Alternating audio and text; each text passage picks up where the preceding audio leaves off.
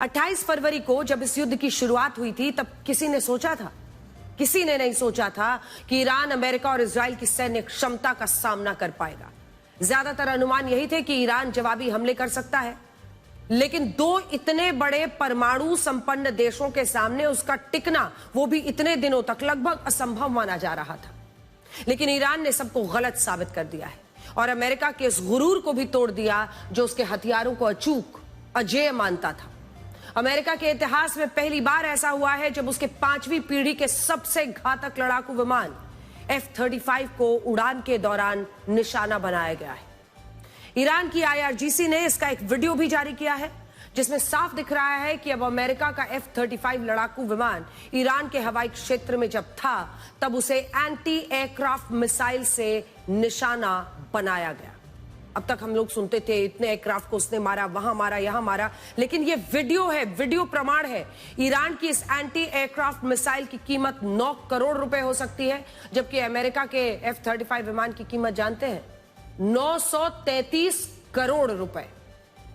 यानी ईरान की इस मिसाइल ने अपने से 100 गुना महंगे अमेरिकी एयरक्राफ्ट को हवा में ही हिट किया। और खुद अमेरिका की सेंट्रल कमांड का कहना है कि इस फाइटर जेट ने ईरान में अपने मिशन के दौरान इमरजेंसी लैंडिंग की है, और क्यों की है उसका जवाब ईरान ने इस वीडियो से दे दिया है। और ये सिर्फ वीडियो नहीं है, ये एक प्रमाण है जो अमेरिका की एयर सुप्रीमसी को आईना दिखा रहा है। अब तक अमेरिका ने पूरी दुनिया में यही ढोल पीटा कि वो आसमान का राजा है। उसके आधुनिक लड़ाकू विमान हवा में उसके वर्चस्व का प्रतीक बन गए, और इनमें भी F-35 लड़ाकू विमान। उसके लिए यह कहा गया कि इसे दुश्मन की मिसाइलें छू भी नहीं सकती, स्टेल्थ फाइटर। लेकिन इस वीडियो को जारी करके ईरान ने यह दावा किया है कि उसने अमेरिका के अहंकार को चकनाचूर कर दिया है। F-35 को अब तक दुनिया का सबसे खतरनाक स्टेल्थ फाइटर जेट माना जाता था। अमेरिका ने ही कहा था कि इसकी स्टेल्थ टेक्नोलॉजी इतनी श्रेष्ठ है कि दुनिया का कोई भी रडार इस विमान को आसमान में पकड़ ही नहीं सकता। इन दावों पर पूरी दुनिया ने यकीन किया। अमेरिका ने कुल 20 देशों को 1310 F-35 लड़ाकू विमान बेचे हैं। इनमें इजराइल, जापान, दक्षिण Korea, Belgium, Poland, Singapore, Germany और रोमानिया जैसे देश शामिल हैं। अमेरिका ने इन देशों से 12 लाख करोड़ रुपए कमाए भी, और अब भी 16 देश इस फाइटर जेट को खरीदने के लिए अमेरिका से बात कर रहे थे। लेकिन ईरान ने अमेरिका की ऐसी क्रैश लैंडिंग कराई है कि अब पूरी दुनिया यह कह रही है कि अमेरिका के हथियार भी इनविंसिबल नहीं है। इनविंसिबल का मतलब होता है जिसे हराया नहीं जा सकता। लेकिन इस युद्ध में ईरान ने एक बार फिर, बल्कि कई बार, अमेरिकी हथियारों को बुरी तरह से पीटा है। पिछले 21 दिनों में अमेरिका के कुल 22 मिलिट्री एयरक्राफ्ट्स को नुकसान पहुंचा है। इनमें एक F-35 फाइटर जेट है जिसकी कीमत है 933 करोड़ रुपए। 3 F-15 फाइटर जेट हैं जिनमें एक की कीमत 607 करोड़ रुपए है। 6 KC-135 रिफ्यूलिंग एयरक्राफ्ट्स हैं जिनमें एक की कीमत 653 करोड़ रुपए है, और 12 MQ-9 रीपर ड्रोन्स हैं जिनमें एक की कीमत 280 करोड़ रुपए है। पिछले 8 महीनों में राष्ट्रपति ट्रंप ने 50 से ज्यादा बार अपने भाषणों में इस बात का जिक्र किया कि भारत और पाकिस्तान के युद्ध में कितने लड़ाकू विमान नष्ट हुए थे। यह अलग बात है कि वो नंबर बदलते रहे, लेकिन ईरान युद्ध में राष्ट्रपति ट्रंप ने एक बार भी दुनिया को बताया क्या कि अमेरिका के अब तक कितने लड़ाकू विमान इस युद्ध में निशाना बन चुके हैं? राष्ट्रपति ट्रंप तो अब भी इस युद्ध के इर्द गिर्द एक डिल्यूजन पैदा कर रहे हैं, जिसका मतलब होता है सच्चाई और तथ्यों के इर्द गिर्द एक भ्रम की स्थिति, एक भ्रम की ऐसी दीवार खड़ी करना कि लोग ब्लैक को व्हाइट और व्हाइट को ब्लैक मान लें। कल भी जब ईरान ने अमेरिका के F-35 फाइटर जेट को निशाना बनाने का वीडियो जारी किया, तब उसके 1 घंटे बाद राष्ट्रपति ट्रंप व्हाइट हाउस में यह कह रहे थे कि अमेरिका ने ईरान की उस हथियार प्रणाली को ही खत्म कर दिया है जिसके तहत वो उसके लड़ाकू विमानों को निशाना बना सकता था। लेकिन सच क्या है वो ईरान के इस वीडियो में साफ दिख रहा है। It's not bad, and it's going to be over with pretty soon. We've obliterated their navy. We've obliterated their just about everything there is to obliterate, including leadership. Their navy's gone. Their air force is gone. Their anti-aircraft equipment is gone. We're flying wherever we want, Pete. We have nobody even shooting at us. The economist ने अपनी नई report में दावा किया है कि Iran का युद्ध अमेरिका के लिए बहुत बड़ी भूल साबित होने वाला है। अमेरिका इस युद्ध में अब तक 5000 तरह के हथियारों का इस्तेमाल कर चुका है, जिससे आने वाले सालों में उसकी सैन्य ताकत कमजोर हो सकती है। ईरान पर अमेरिका के तेज रफ्तार हमलों में उसके हजारों precision munitions, missiles, air defence interceptors खर्च हो रहे हैं और इससे अमेरिकी हथियारों के भंडार खाली होते जा रहे हैं, जिन्हें भरने में लंबा समय लग सकता है। मतलब यह है कि ईरान पर गिरते बम सिर्फ उसे नहीं झुलसा रहे, बल्कि वो अमेरिकी हथियारों की क्षमता को भी धीरे धीरे क्षीण कर रहे हैं। और अब तो पेंटागन ने इस युद्ध के लिए $200 बिलियन यानी 19 लाख करोड़ रुपए के अतिरिक्त बजट की मांग की है।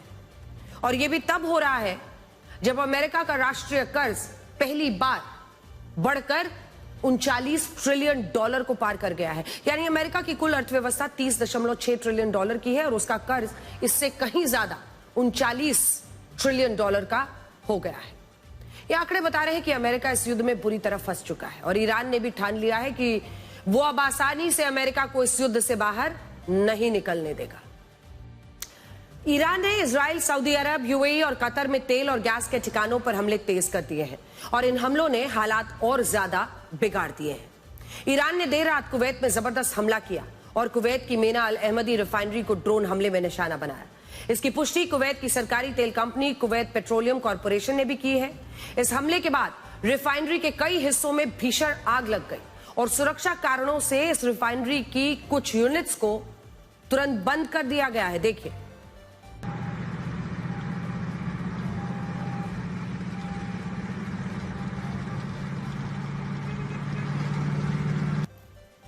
ईरान ने कतर में दुनिया के सबसे बड़े एलएनजी प्लांट पर भी हमले जारी रखे हैं, जहां से निकलने वाली नेचुरल गैस यूरोप से लेकर एशिया तक सप्लाई होती है।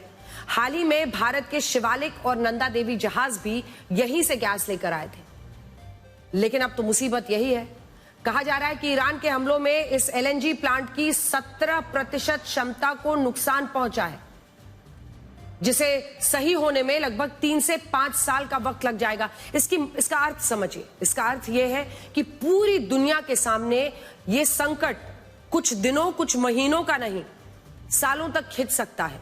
ईरान कतर के इस एलएनजी प्लांट को इसलिए भी निशाना बना रहा है क्योंकि इसी गैस भंडार के साउथ पार्स में, हमने बीते दिन आपको दिखाया था, साउथ पार्स गैस फील्ड में इजराइल की तरफ से हवाई हमले हुए और उस हिस्से पर ईरान का नियंत्रण था। ईरान इस वक्त अंधाधुंध हमले कर रहा है। वो तेल, गैस, इन सब के ढांचों को निशाना बनाने के साथ साथ रिहायशी इलाकों पर भी मिसाइलें और ड्रोन्स बरसा रहा है। आज यूएई के सबसे बड़े शहर दुबई में उस वक्त अफरा तफरी मच गई जब ईद का मौका था। सोचिए कितना पावन दिन।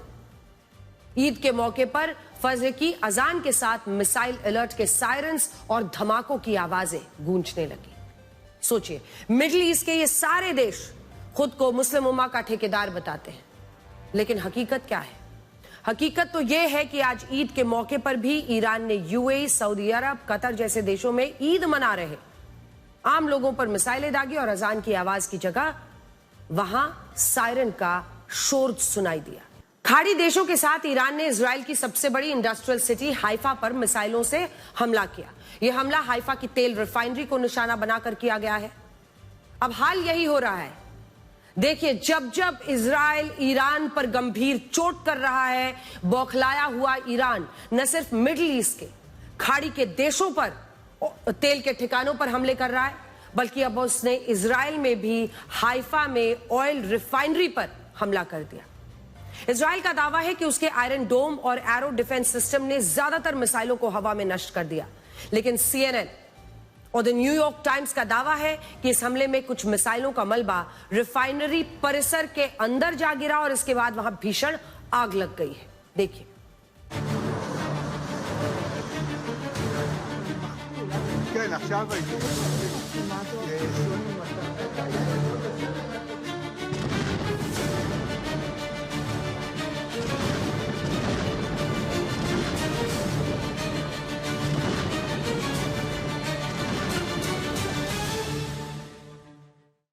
जलते हुए ईरान ने अब पूरे अरब क्षेत्र को खाक करने की जैसे कसम खा ली है। बदला अब उसका मकसद बन गया है।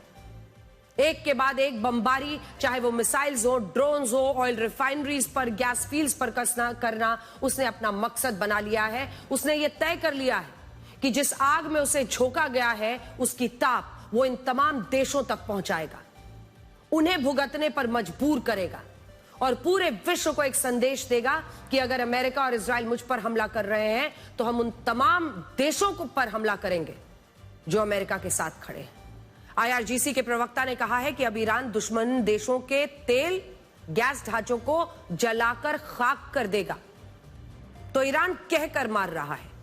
आईआरजीसी ने अमेरिका और इजराइल को डरपोक, बर्बर, बच्चों का हत्यारा बताते हुए यह भी कहा है कि अब उनके कमांडर और सैनिकों की गर्दन इस्लाम के योद्धाओं के जूतों के नीचे होगी। रॉयटर्स के मुताबिक ईरान ने दो टूक शब्दों में कहा है कि उसके पास मिसाइलों के भंडार की कोई कमी नहीं है। उसने उन खबरों को भी सिरे से खारिज कर दिया जिनमें दावा किया गया था कि ईरान का मिसाइल स्टॉक खत्म होने की कगार पर है।